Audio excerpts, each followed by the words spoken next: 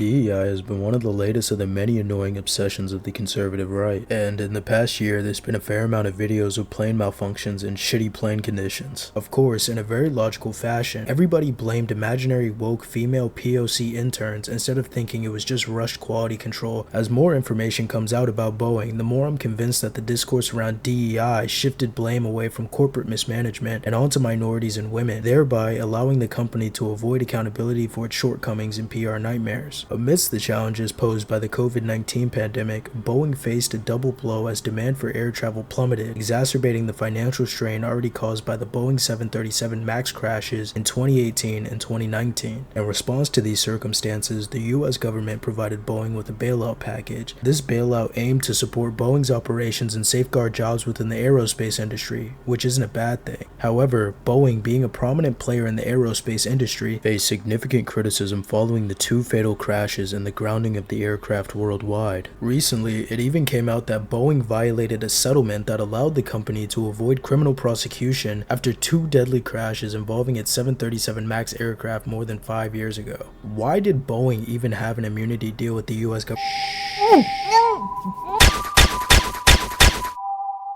Plane crashes and malfunctions aren't necessarily new concepts and have been around since most people even started parroting critical race theory. But of course, that's too logical, and we live in a society, so major right-wing Twitter pages, along with Elon Musk, have started hopping on the DEI bandwagon. It also doesn't help that as of this recording, two whistleblowers have ended up dead.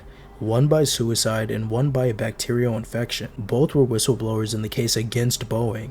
Joshua Dean, who was a former quality auditor at Boeing supplier Spirit Aerosystems, alleged that Spirit leadership had ignored manufacturing defects on the 737 MAX. John Barnett also had repeatedly alleged that Boeing's manufacturing practices had declined, and that rather than improve them, he added, managers had pressured workers to not document potential defects and problems. And after getting such a large bailout from the government, it's not a far reach to believe that they pocketed the funds and cheaped out on parts and supplies in order to boost profits for shareholders and themselves. Whether it was organic stupidity or a weaponized distraction, stereotypes and biases about the capabilities of minority and female employees have played a major role in how blame has been assigned within Boeing. It also doesn't help that the DEI initiative is following the coattails of the now defunct affirmative action. Furthermore, by shifting blame onto minorities and women, Boeing has effectively dodged the large bullet of being blamed for their decision-making processes that prioritize profit over safety, regulatory failures, and a culture of secrecy and non-accountability. This tactic not only shielded Boeing from accountability,